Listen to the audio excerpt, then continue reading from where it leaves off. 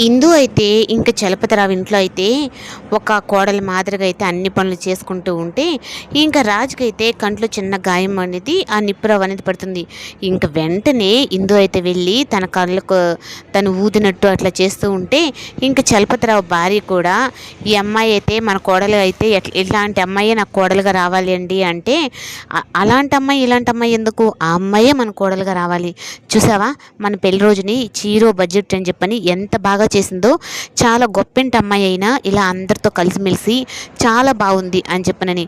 ఇంకా అలాగే ఇందుతో పాటే నందును కూడా చూస్తారు. వెంకీ కూడా ఈ అమ్మాయి అయితే బాగుంటుంది చూసావా, వెంకీ చెప్పినట్టుగా ఎలా ఉంటుందో, అసలుకి వీడు మందబుద్ధి గల్లవాడు అని అనుకున్నాం, కానీ అట్లాంటి వాడితో కూడా ఫ్రెండ్షిప్ చేసిన ఈ అమ్మాయి పోలీసు అయినా బాగుంది కదా, మన ఇద్దరు కొడుకులకి ఈ ఇద్దరు పిల్లలే కోడళ్ళుగా వస్తే నాకు చాలా సంతోషమని. ఇంకా అక్కడ షష్ఠి పుట్టు అంతా జరుపుకుంటూ ఉంటే ఇంకా ఇందు అయితే బాధపడుతూ ఉంటుంది. ఎందుకు అక్క వేడుస్తున్నావు అంటే, నాకు అమ్మ నాన్న గుర్తొచ్చారు. రాజుకి అయితే వాళ్ళ అమ్మ నాన్న ఇలా ఉన్నారు, కానీ మన ఇద్దరికి అమ్మ నాన్న లేరు కదా, అందుకే నాకు ఈ బాధ అంటే, మరి నువ్వే అలా బాధపడితే నేనేం చేయనక్క, నాకు అమ్మ నాన్న లేరు కదా అని చెప్పనని. ఇంక నందు కూడా ఇంక ఇద్దరు అక్కల చెల్లెలు ఒకరికొకరు తలుచుకొని బాధపడుతూ ఉంటారు.